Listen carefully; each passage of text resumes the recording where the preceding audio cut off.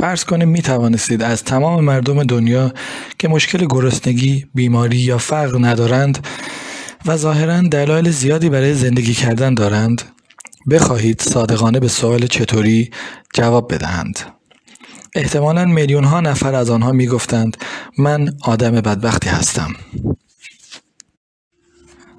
اگر از آنها بپرسید چرا، تقریباً تمام آنها کسی دیگری را عامل و علت بدبختی خود معرفی می کنند. مثلا معشوق یا معشوقه، زن یا شوهر، همسر قبلی، فرزندان، والدین، معلمان، دانش آموزان یا همکاران خود را عامل بدبختی خود معرفی می کنند. تقریباً کمتر کسی را می توانیم پیدا کنیم که این جمله ها را نشنیده باشد. داری دیوانم می کنی، این واقعاً عذابم می دهد، تو اصلاً ملاحظه احساساتم را نمی کنی، آنقدر دیوانم می کنی که نمی توانم درست و غلط را تشخیص بدهم. کسانی که چنین چیزهایی را می گویند هرگز به این فکر نمی کنند که خودشان این بدبختی را انتخاب کردند. نظریه انتخاب میگوید خود ما هستیم که تمام اعمالمان از جمله احساس بدبختیمان را انتخاب میکنیم. دیگران نمیتوانند ما را بدبخت کنند و نه خوشبخت.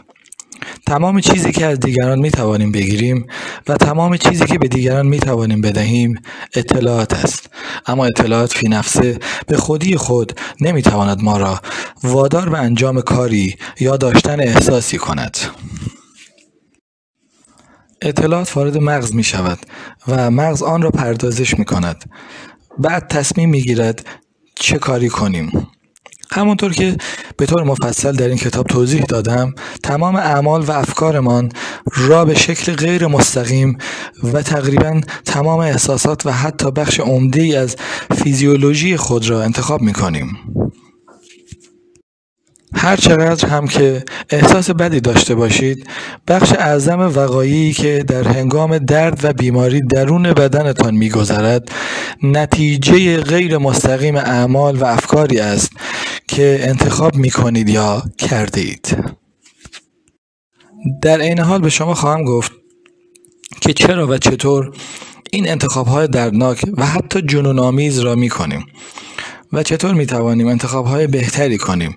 نظریه انتخاب میگوید ما بیش از آنچه تصور میکنیم بر زندگی خود کنترل داریم.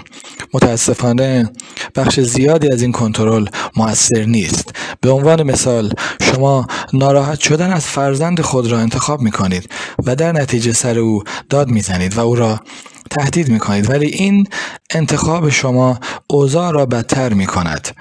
کنترلی مؤثر است که حاصل انتخاب‌های بهتر باشد. نظریه انتخاب به شما یاد می‌دهد با مردم چطور رفتار کنید، یعنی چطور مکتوبات درون ژن‌های خود را با آموخته‌هایتان در زندگی ترکیب کنید. بهترین راه یاد گرفتن نظریه انتخاب این است که ببینیم چرا بدبختی‌هایی را که می‌پنداریم برای ما پیش آمده‌اند انتخاب می‌کنیم. هنگام افسردگی معتقدیم کنترلی بر رنج و عذاب خود نداریم و خود را قربانی عدم تعادل نوروشیمی بدن میپنداریم. در نتیجه تصور میکنیم برای برگرداندن تعادل به نوروشیمی خود باید داروهای اعصاب مثل بورژاک مصرف کنیم. اما این باور چندان درست نیست. ما روی درد و رنج خود خیلی کنترل داریم. ما به ندرت قربانی گذشته ها هستیم و همونطور که در فصل 4 توضیح دادم، شیمی مغز ما برای اعمالی که انتخاب می‌کنیم یک شیمی عادی است. داروهای اعصاب اگرچه احساس بهتری در ما ایجاد می‌کنند، ولی مشکلاتی را که باعث می‌شوند احساس بدبختی کنیم حل نمی‌کنند. بذر تمام بدبختی‌های ما در سال‌های کاشته می‌شود که با آدم‌های سر و کار داریم که معتقدند نه تنها دریافتند چه چیزی برای خودشان درست است، بلکه صلاح دیگران را نیز می‌دانند. آنها با توسل به این اکتشاف خود و سنت مخربی که هزاران سال است بر فکر آنها سایه افکنده احساس می‌کنند وظیفه دارند ما را مجبور کنند کاری را که از نظر آنها درست است انجام بدهیم. بزرگترین منبع بدبختی انسان نحوه مقاومتش در برابر این اجبار است. نظریه انتخاب مخالف سنت باستانی من صلاح تو را میدانم است. کل این کتاب تلاشی برای جواب دادن به این سوال بسیار مهم است که تقریباً همه هنگام بدبختی و ناراحتی از خود میپرسیم: چطور میتوانم طبق میل خودم زندگی کنم و همزمان با کسانی که به آنها نیاز دارم کنار بیایم؟ بعد از 40 سال روانپزشکی برای من مسجل شده که تمام آدم‌های ناراحت مشکل واحدی دارند.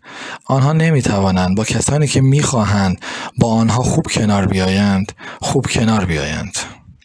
اگرچه من موفقیت‌های زیادی در زمینه مشاوره داشتم، ولی همواره نظر معلم خود دکتر جی ال هرینگتون را که ماهرترین روانپزشکی است که تا حالا دیدم به یاد می‌آورم. او میگوید اگر تمام متخصصان رشته‌های ما یک دفعه ناپدید شوند، دنیا متوجه غیبت آنها نخواهد شد. البته او کار ما را تحقیر نمی‌کرد، بلکه میگفت اگر هدف روانپزشکان کم کردن بدبختی در دنیا و کمک کردن به انسانها جهت کنار آمدن با یکدیگر است، اقدامات آنها چندان تأثیری نداشته است. برای رسیدن به این هدف ابتدا به یک روانشناسی جدید احتیاج داریم که بتواند بیش از این ما را به یکدیگر نزدیک کند. درک این روانشناسی باید آسان باشد تا آموزش آن به همگان ممکن شود. استفاده از آن هم باید آسان باشد. روانشناسی فعلی در این راه ناموفق بوده است. ما نمی‌دانیم چطور با یکدیگر کنار بیاییم. در حقیقت روانشناسی امروز ما را از یکدیگر جدا می کند. برای مثال در حوزه ازدواج می بینیم که روانشناسی سنتی شکست خورده است. من نام این روانشناسی جهانی را که روابط را تخریب می کند چون اختیار را می گیرد روانشناسی کنترل بیرونی می گذارم. کنترل می تواند به ظرافت یک نگاه مخالفت آمیز یا به صراحت یک تهدید باشد. اما هر چه که هست تلاشی برای مجبور کردن ماست تا کاری را انجام بدهیم که ممکن است نخواهیم انجام بدهیم. در نهایت هم متقاعد می شویم که دیگران می توانند ما را وادار کنند احساس خاصی داشته باشیم یا عمل خاصی را انجام بدهیم. این طرز فکر ما را از اختیاری که به آن احتیاج داریم و خواهانش هستیم محروم می کند. فرض عملیاتی ساده روانشناسی کنترل بیرونی آن است که اگر آدم‌های خطاکار را تنبیه کنی، کاری را که انجام خواهند داد که ما میگوییم درست است و اگر به آنها پاداش بدهی، کار مورد نظر ما را ادامه خواهند داد. این فرض اساس تفکر آدم‌های روی کره زمین را می‌سازد. دلیل گسترش این نوع روانشناسی نیز این است که قدرتمندان اعم از عوامل حکومتی، پدر و مادر، معلمان و مدیران و رهبران دینی که درست و غلط را نیز تعریف می‌کنند، به طور کامل از آن حمایت می‌کنند. آدم‌هایی که این افراد بر آنها کنترل دارند و در عین حال روی زندگی خویش کنترل ناچیزی دارند، با قبول کنترل این قدرتمندان احساس امنیت می‌کنند. متاسفانه تقریبا هیچ کس متوجه این نکته نیست که این روانشناسی کنترلگرا، قهرمدار و زورگرا مسئول احساس بدبختی رایجی است که نتوانستیم آن را کم کنیم. این بدبختی فروکش نمی کند، نه چون به آن فکر کرده ایم و نتیجه گرفته ایم که کنترل دیگران بهترین راه است، بلکه چون وقتی مردم طبق میل ما رفتار نمی کنند و عمل نمی کنند، فقط به فکر زور و کنترل می افتیم. این روانشناسی اجداد ما، پدران و پدر بزرگان ما، مادران و رهبران ما و خلاصه هر کسی است که او را میشناسیم یا درباره او چیزی شنیدیم. استفاده از زور برای رسیدن به خواسته ها آنقدر سابقه طولانی دارد که آن را بدیهی میپنداریم و بی هیچ فکری از آن استفاده می کنیم. ما نه به منشأ آن فکر می کنیم و نه به اعتبارش. اما اگر کنترل بیرونی منبع اصلی بدبختی است، پس چرا تقریبا تمام آدم ها آن را انتخاب می کنند؟ حتی ضعفایی که به شدت از آن لطمه می بینند. جوابش ساده است: چون مؤثر است. کنترل بیرونی برای قدرتمندان مؤثر است، زیرا آنها را به خواسته هایشان میرساند. برای ضعفا نیز مؤثر است، چون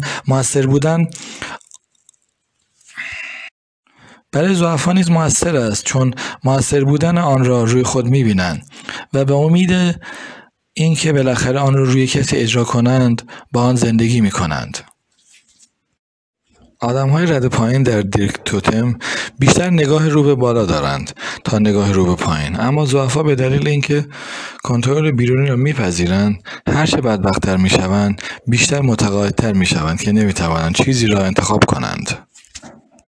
آنها بعداً و معمولاً به درستی اعتقاد پیدا میکنند که مقاومت بدتر است. پس اکثر مردم غالباً کارهایی را انجام میدهند که دوست ندارند انجام بدهند.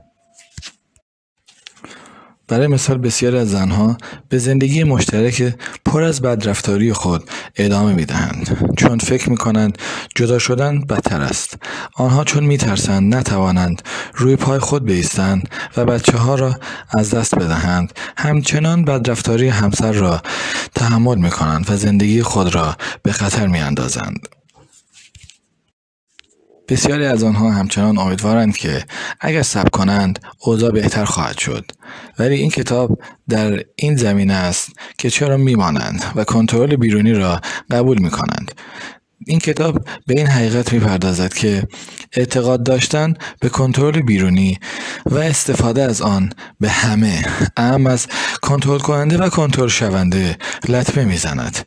برای مثال شوهری که با زنش بدرفتاری میکند هم رنج میکشد، هرچند نه به اندازه زن و خانواده‌اش. او نیز قربانی روانشناسی کنترل بیرونی است.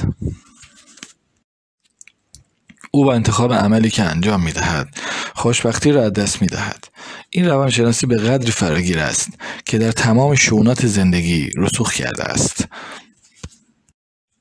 روانشناسی کنترل بیرونی به خوشبختی، سلامتی، زندگی مشترک، خانواده، تربیت پذیری و تمایل به کار با کیفیت لطمه می‌زند. این نوع روانشناسی علت بسیاری از خشونت‌ها، جرایم، اعتیادها و روابط جنسی بدون عشق در جامعه آمریکاست.